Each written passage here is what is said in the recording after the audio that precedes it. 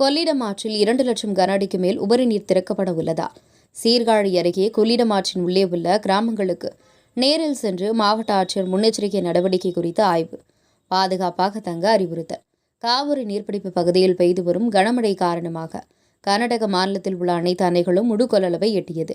இந்நிலையில் தொடர்ந்து அங்கு பெய்து வரும் கனமழையால் உபரி அனைத்தும் தமிழகத்திற்கு திறந்துவிடப்பட்டது.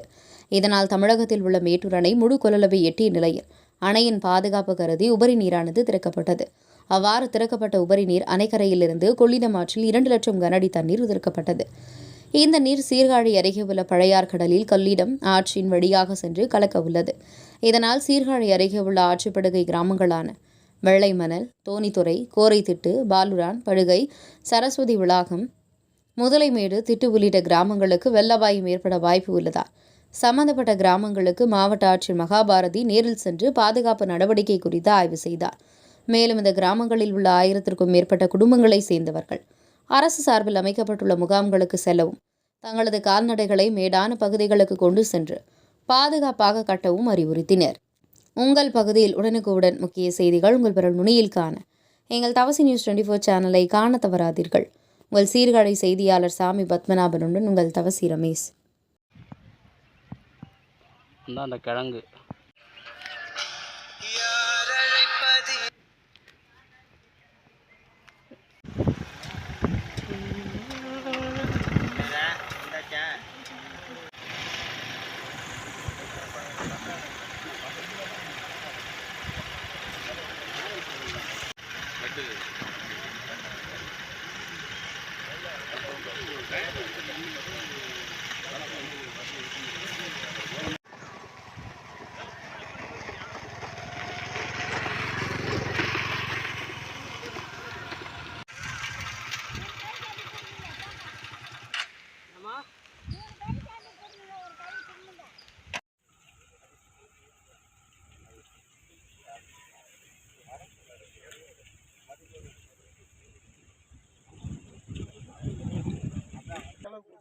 அந்த கோயில் அந்த பக்கத்தில் ஆமாம் சார், நம்ம அங்கே பண்ணியிருக்கோம். ஆமாம் சார், அவங்க வந்து இந்தாண்ட சார் இந்த பக்கம் எதுவும் பண்ணுறதுக்கு வாய்ப்பு அந்த 2 வருஷம் முன்னாடி தண்ணி வந்தது சார் வருகிறது.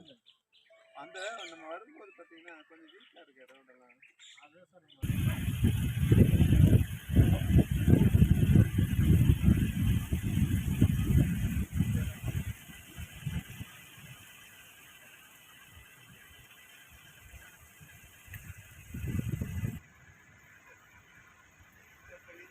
கிராமங்கள்